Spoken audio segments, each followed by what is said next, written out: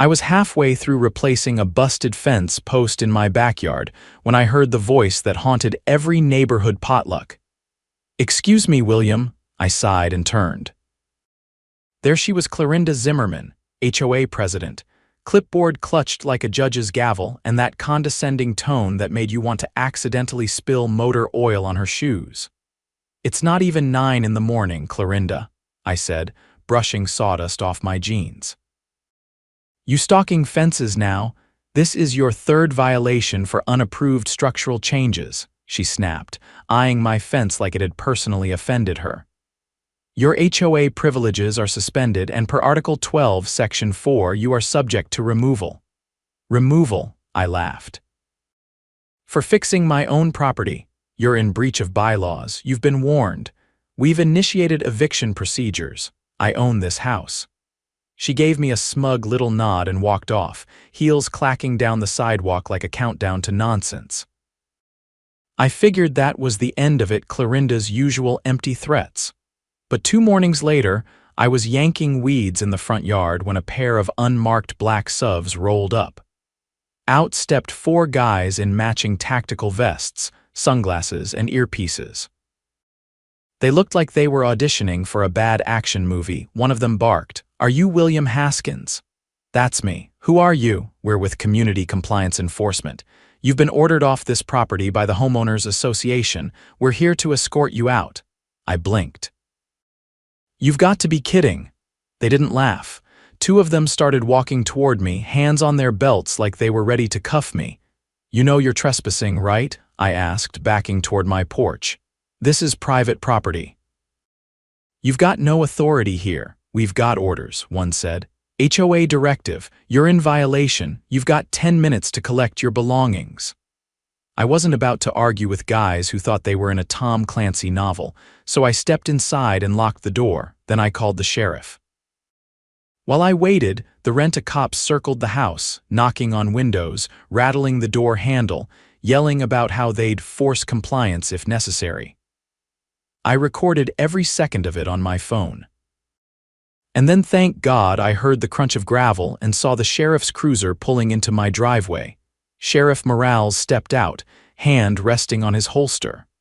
The man had been in this county longer than the pavement.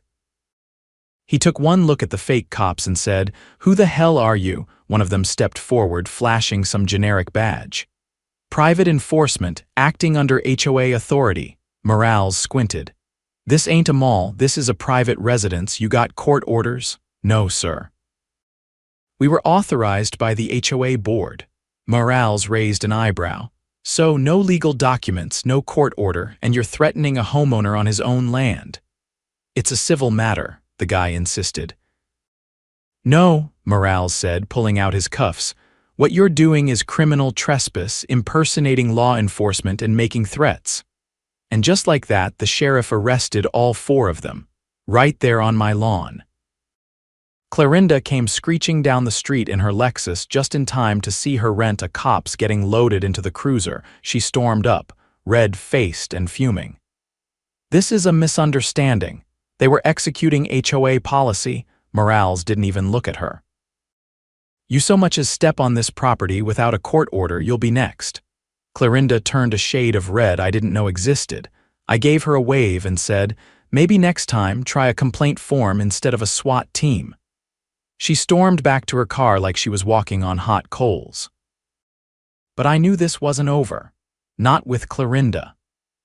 HOA story, hoastories, homeowner association stories. 3 days after the arrests, I found a certified letter taped to my mailbox, no postage, just taped there like some kind of ransom note.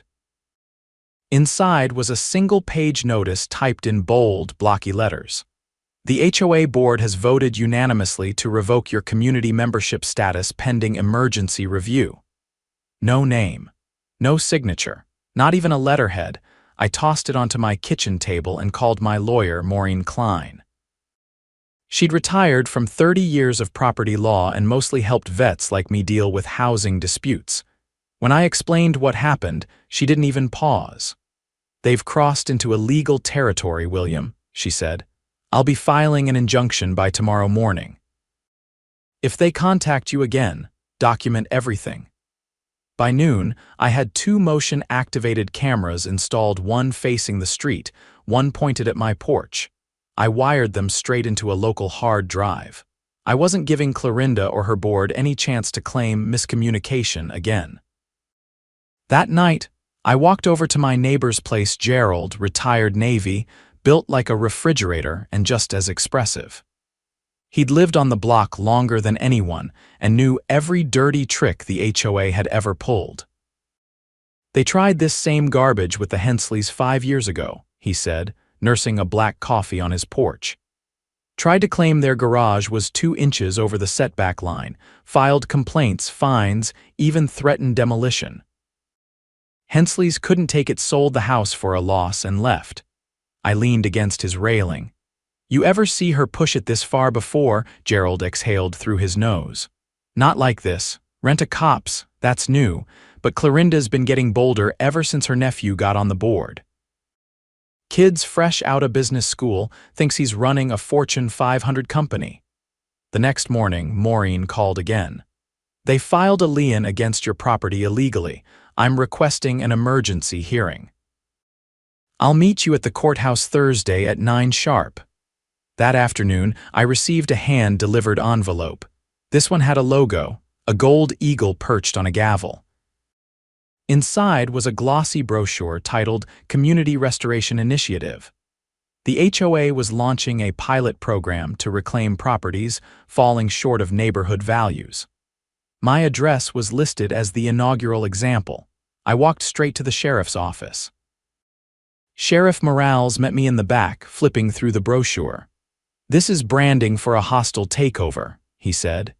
They're pushing something called adverse possession under the radar. Only way that flies is if you abandon the property or they prove you're in legal default. I'm not behind on anything, I said.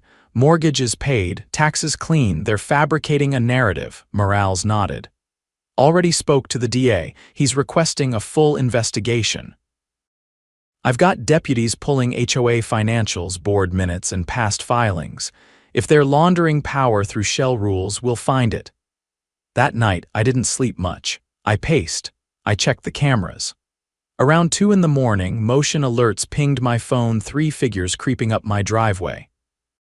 One had a crowbar. I didn't go outside. I didn't yell.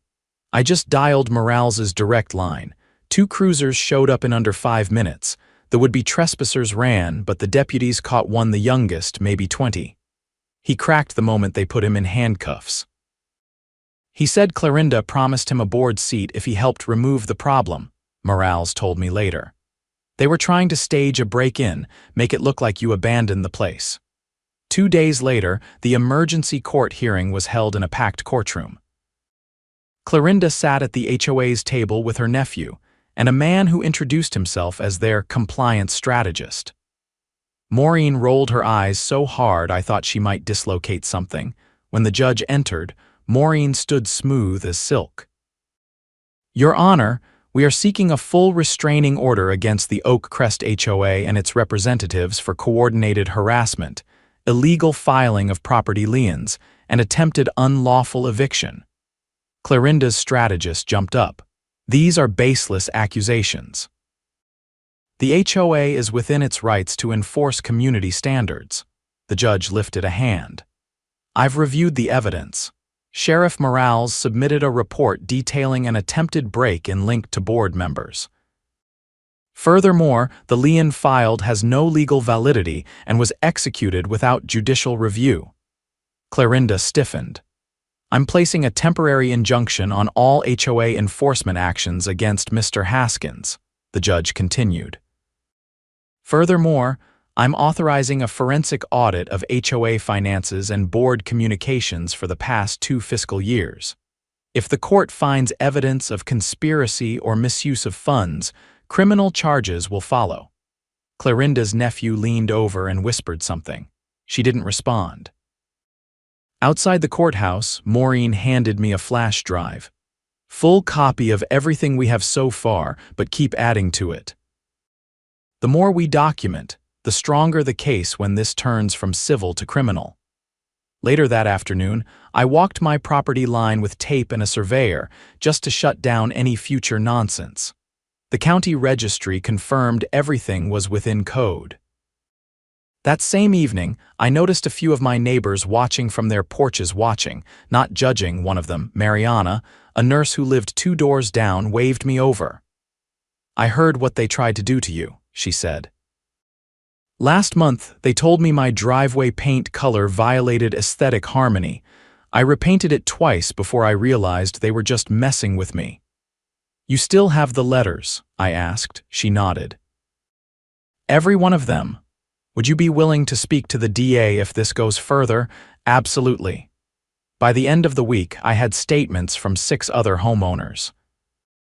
Each one documented an incident: manipulated fines, sudden anonymous complaints, threats of revoked amenities, and in one case, a forged signature on an agreement to install a community surveillance system.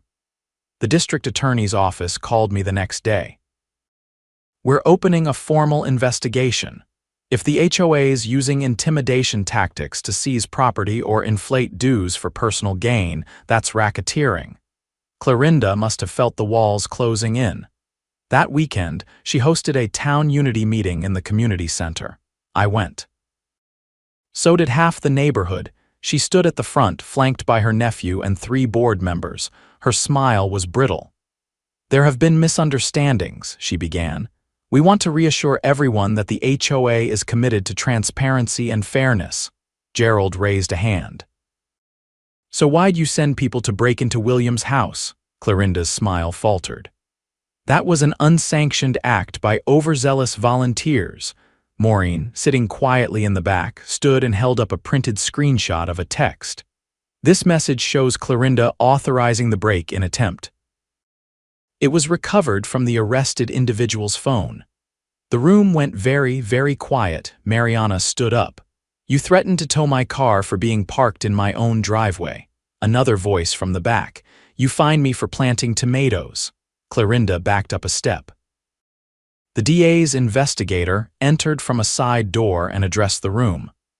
"We'll be interviewing any resident who's had contact with the board. If you've been fined, threatened, or had property altered without consent, we want your statement."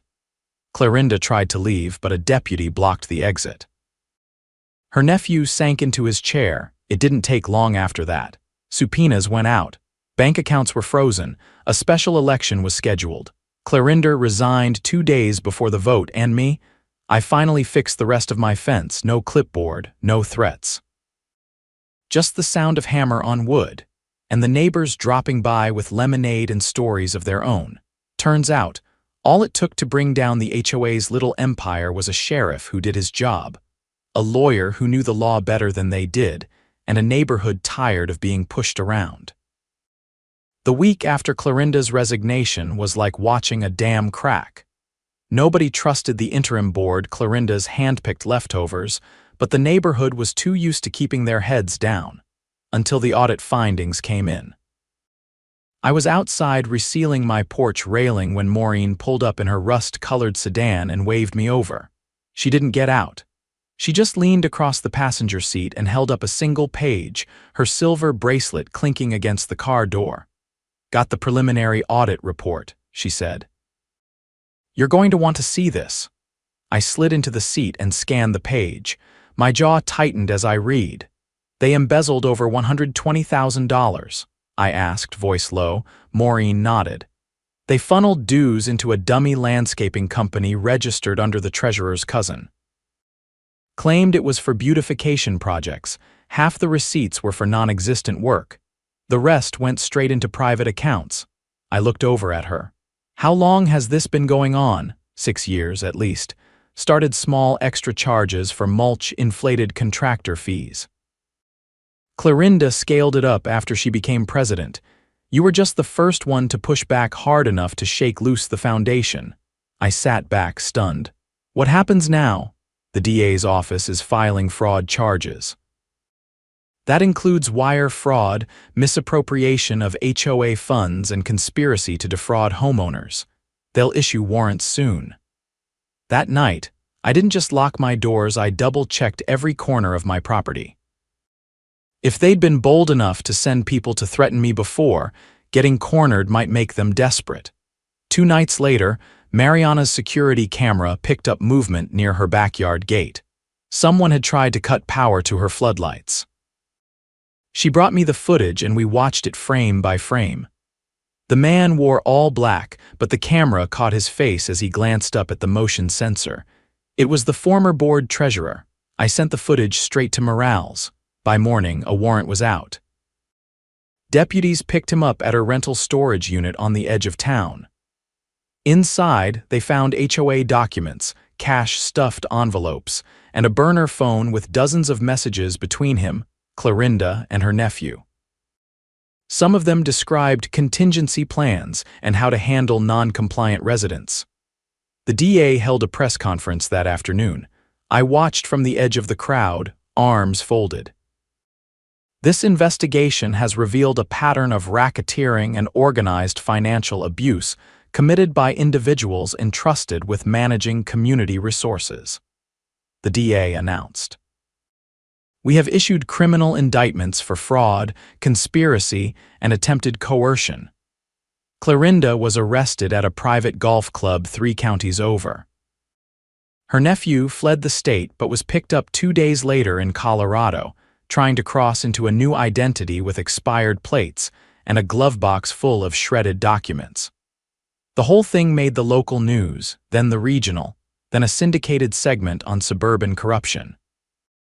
But while the headlines swirled, we still had to live here. The interim board, now under full investigation, tried to delay the election. Gerald wasn't having it. He walked right into the community center during one of their closed administrative sessions, banged his cane on the table once, and said, "You've got 24 hours to announce a date or we'll hold a vote without you." Nobody challenged him. The election was set for 2 weeks out. I didn't intend to run. I'd had enough of HOA politics to last a lifetime, but that didn't stop people from asking. First Mariana, then Gerald, then a pair of young parents I barely knew who lived by the retention pond. "You're the only one who stood up when it counted," the dad said, holding his toddler on one hip. "We trust you." I thought about it for a long time, then I told them the truth. I'll help fix this, but I don't want a title. I want a system that can't be hijacked again. So I drafted a new charter. Maureen helped with the legalese, and Morales reviewed it to make sure it aligned with state statutes. It cut board power by 2/3, required public access to all meeting minutes, and created a rotating oversight panel of non-affiliated residents. We called it the Homeowner Accountability Act. It passed unanimously at the first meeting after the election. The new board included Mariana, Gerald, and a software engineer named Aisha who had spent the last year quietly building a database of every complaint, violation, and fine issued by the previous regime. Most of them were fake, she said during the first board session. They used a template and just changed the names. She'd already compiled a refund schedule and a list of residents eligible for compensation. It was over 40 people. But the real surprise came when Gerald brought in a dusty cardboard box he'd kept in his garage since the early days of the HOA. Inside were the original founding documents bylaws written by the first homeowners before Clorinda's clique rewrote everything. They were simple. Transparent, fair, looks like we've had the right rules all along, he said. Just had the wrong people enforcing them. We voted to restore the original charter with the new accountability clauses added in. The legal filings took 2 more weeks, but once it was done, the HOA no longer resembled the authoritarian mess it had become. It was a neighborhood again. The following weekend, we held a block party not under HOA orders, not with permits or forms, just people bringing folding chairs, grilling hot dogs, and letting kids ride scooters without measuring the decibel level. I was sitting near the curb when Morales stopped by, not in uniform, just jeans and a ball cap. "Looks like you scared the termites out of the walls," he said, accepting a lemonade from one of the kids. "I didn't do it alone," I told him. He nodded. "Still, not many folks would have stood their ground the way you did. Took guts. I looked around. Mariana was laughing with Aisha near the grill. Gerald was teaching a kid how to carve a slingshot out of a tree branch. No clipboards, no threats, just neighbors. Yeah, I said. But now we've got something better than guts. What's that? A community that remembers how to push back. He raised his glass. To keeping the peace without needing a badge. As the sun dipped behind the rooftops, I realized something. They'd tried to take my home, my voice, and my rights. But in doing so, they'd handed me and everyone else here something stronger, not just justice. Ownership of our homes, of our rules, of our future, and we weren't giving that up again. The first hearing in the criminal case against the former HOA board took place in late spring, and by then, the neighborhood looked different. Lawns were a little more relaxed. Children's chalk drawings stretched across sidewalks without fear of fines, and nobody flinched when a doorbell rang. But beneath the calm was a current of anticipation. We all knew the fallout wasn't over. I arrived at the courthouse early. The courtroom doors hadn't even opened yet, but already, news vans lined the street like vultures waiting for a story to die. A reporter tried to flag me down, but I kept walking. I wasn't here to give sound bites. Inside, I found a seat behind the prosecution's table. Mariana came in a few minutes later, carrying a file box full of witness statements and financial records. She gave a brief nod, then sat beside Aisha, who had compiled a full timeline of every forged violation and manipulated vote the HOA had forced through the previous 2 years. The bailiff called everyone to rise as Judge Eddington entered stern, gray-eyed, and famously intolerant of procedural games. He glanced briefly at the defense table, where Clorinda sat in a navy blazer, visibly thinner, her mouth tight as thread. Her nephew sat beside her, not looking up from the table. The former treasurer was missing, remanded to custody after attempting to contact witnesses via an intermediary. The prosecution opened with a clear statement. This case is not about community standards.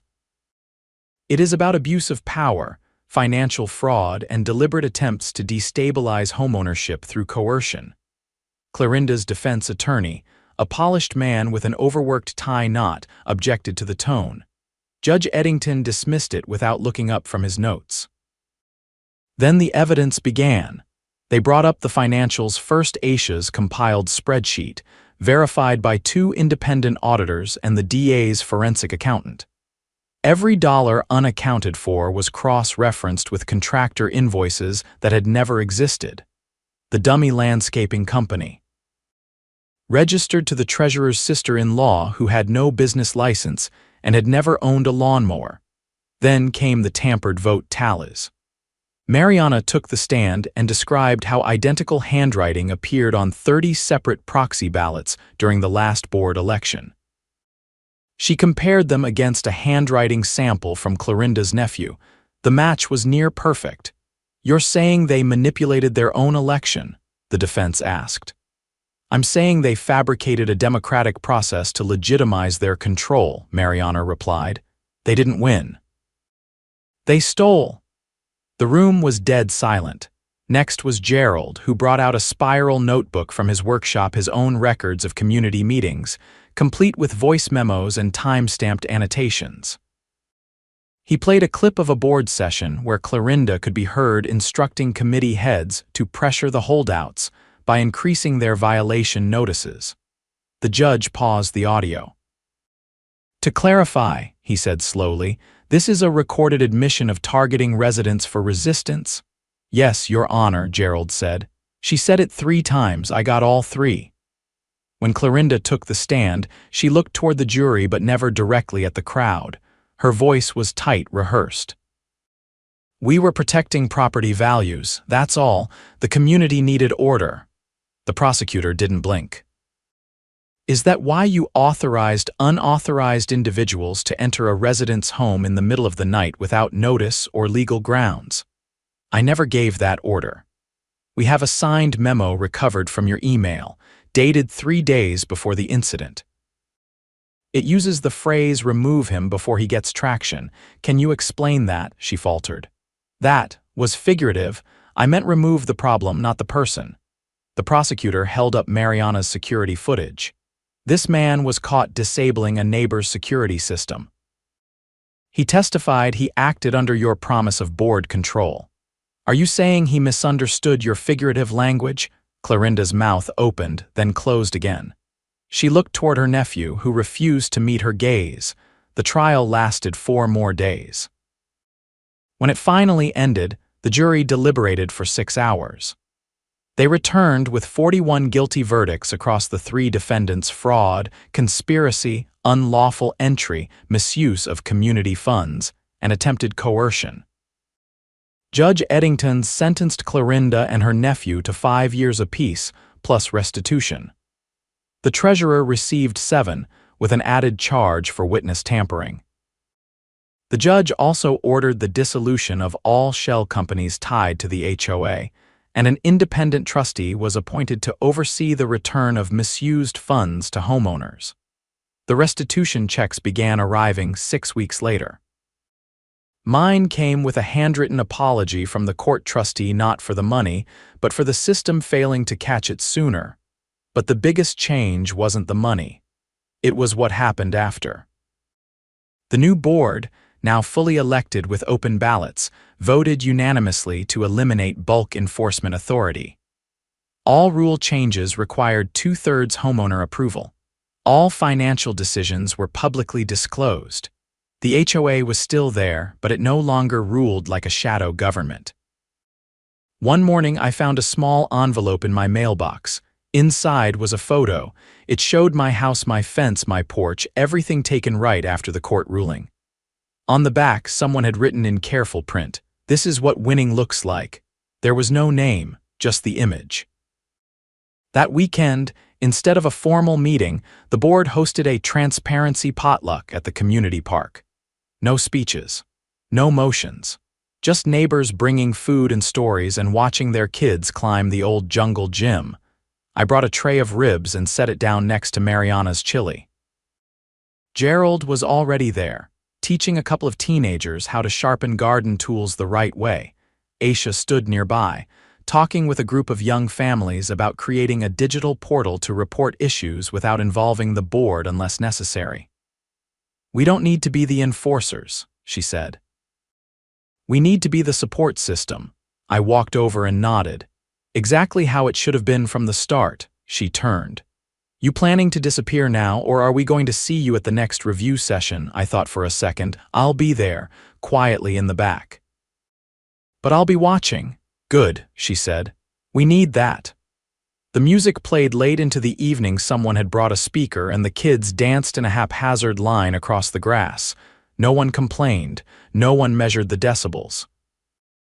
The sun dipped low, painting the rooftops in gold, and for the first time in a long while, the neighborhood felt like a place where people lived, not where they were managed. Nobody here forgot what had happened.